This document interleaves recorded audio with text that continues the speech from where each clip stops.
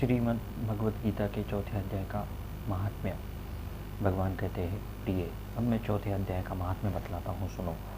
भगीरथ के तट पर वाराणसी बनारस नाम की एक पुरी है, जहाँ विश्वनाथ जी मंदिर में भरत नाम के एक योगनिष्ठ महात्मा रहते थे, जो प्रतिदिन आत्मचिंतन में तत्पर हो आदरपूर्वक गीता के चतुर्थ अध्याय का पाठ किया करते थे।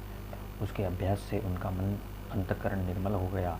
वे शीत उष्ण आदि द्वंद्वों से कभी व्यथित नहीं होते थे। एक समय की बात है, वे तपोधन नगर की सीमा में स्थित देवताओं का दर्शन करने के लिए इच्छा से भ्रमण करते हुए नगर से बाहर निकले। वहाँ बेर के 2 वृक्ष थे। उन्हीं की जड़ में विश्राम करने लगे। एक वृक्ष की जड़ में उन्होंने अपना मस्तक रखा, दूसरे वृक्ष के मूल में उनका एक पैर टिका हुआ था। थोड़ी देर बाद जब वे तपस्वी चले गए, तब बेर के वे दोनों वृक्ष 5 ही 6 दिन के अंदर भीतर सूख गए। उनमें पत्ते और डालियाँ भी नहीं रही। तत्पश्चात वे दोनों ही वृक्ष ब्राह्मण के पवित्र गृहों में 2 कन्या के रूप में उत्पन्न हुए। वे दोनों कन्याएं जब बढ़कर 7 वर्ष की हो गई, तब एक दिन उन्होंने दूर देशों में घूमकर आते हुए भरत मुनि को देखा।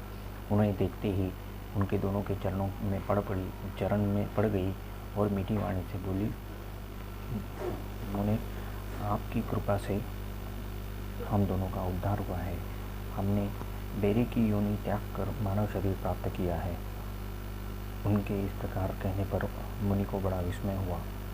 उन्होंने पूछा, पुत्रियों, मैंने कब और किस साधन से तुम्हें मुक्त किया? साथ भी यह बताओ कि तुम्हारे बैर के वृक्ष के होने से क्या कारण था, क्योंकि इस विषय में मुझे कुछ भी ज्ञात नहीं।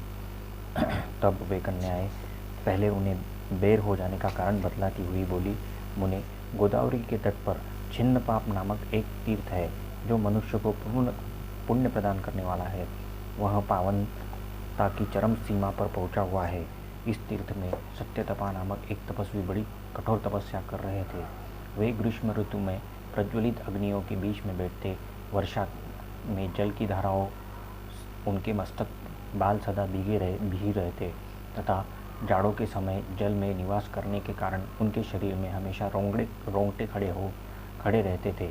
वे बाहर भीतर से सदा शुद्ध रहते, समय भर तपस्या करते और मन और इंद्रियों को संयम में रखते हुए परम शांति को प्राप्त करके आत्मा में ही रमण करते थे। वे अपनी विद्वत्ता के अनुसार जैसा व्याख्यान करते थे, उसे सुनने के लिए साक्षात ब्रह्मा जी भी प्रतिदिन उनके पास उपस्थित होते और प्रश्न करते थे। ब्रह्मा जी के साथ उनका संकोच नहीं रह गया था, अतः उनके आने पर भी वे सदा तपस्या में मग्न रहते थे। तब परमात्मा में ध्यान के निरंतर संलग्न होने के कारण उनकी तपस्या सदा बढ़ी रहती थी। सत्यपात को जीव मुंतक के समान मानकर इंद्र को अपने समृद्धशाली पद के संबंध में कुछ भय हुआ। तब उन्होंने उनकी तपस्या में सैकड़ों विघ्न डालने आरंभ किए। अप्सराओं के समुदाय में से हम दोनों को बुलाकर इंद्र ने इस प्रकार आदेश किया, तुम दोनों उस तपस्वी की तपस्या में विघ्न डालो, जो मुझे इंद्रपद से हटाकर स्वयं स्वर्ग का भोग भोगना चाहता है। इंद्र का यह आदेश पाकर हम दोनों उनके सामने से चलकर गोदावरी तीर पर, जहाँ वे मुनि तपस्या करते थे, आई। वहाँ मंद एवं गंभीर स्वर बजते हुए मृदंग तथा मधुर वेणुनाद के साथ हम दोनों ने अन्य अप्सराओं सहित मधुर स्वर में गाना आरंभ किया। इतना ही नहीं, उन योगी महात्माओं को वश में करने के लिए हम लोग स्वर, ताल, लय के साथ नृत्य करने लगी। बीच बीच में जरा सा अचल खिसक जाने पर उन्हें हमारी छाती भी दिखाई जाती थी। हम दोनों की उन्मत्त गति काम भाव का उद्दीपन करने वाली थी, किंतु उसने उन निर्विकार चित्त वाले महात्मा के मन में क्रोध का संचार कर दिया। तब उन्होंने हाथ से जल छोड़कर हमें क्रोधपूर्वक शाप दिया, अरे तुम दोनों गंगा जी के तट पर बैर के वृक्ष हो जाओ। यह सुनकर हमने बड़ी विनय के साथ कहा, महात्मन, हम दोनों तो पराधीन थी, अतः हमारे द्वारा जो दुष्कर्म बन गया है उसे आप क्षमा करें। यूँ कहकर हमने मुनि को प्रसन्न कर दिया। तब उन पवित्र चित्त वाले मुनि ने हमारे शापोद्धार की अवधि निश्चित करते हुए कहा, भरत मुनि के आने तक तुम पर यह शाप लागू होगा। उसके बाद तुम लोगों का मर्त्यलोक में जन्म होगा और पूर्व जन्म की स्तुति बनी रहेगी।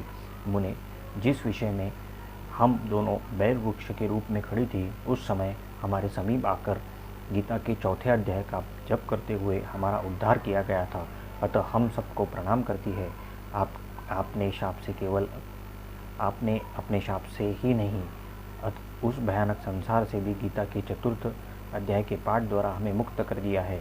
उन दोनों के इस प्रकार कहने पर मुनि बहुत ही प्रसन्न हुए और उनसे पूजित हो विदा लेकर जैसे आए थे वैसे ही चले गए, तथा वे कन्याएं भी बड़े आदर के साथ प्रतिदिन गीता के चतुर्थ अध्याय का पाठ करने लगी, जिसके उनका उद्धार हो गया। हरे परमात्मने नमः। श्री गीता जी के चौथे अध्याय का महात्म्य समाप्त।